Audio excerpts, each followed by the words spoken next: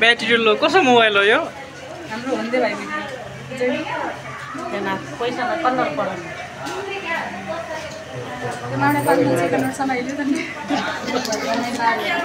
कतिमा दियो 500 तपाईँ त भान्जीले भप्पै समात्यो मामाले दिएर त सुनाइदिनु बाँकी त बाँकी भयो सेवा भाइ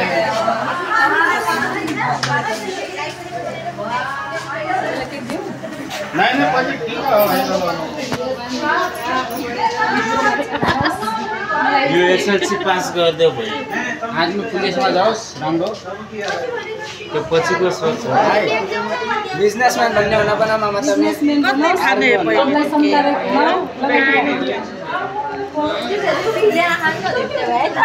छाडा भयो क्यामेराम्यानलाई त लाग्यो अगाडि पछाडि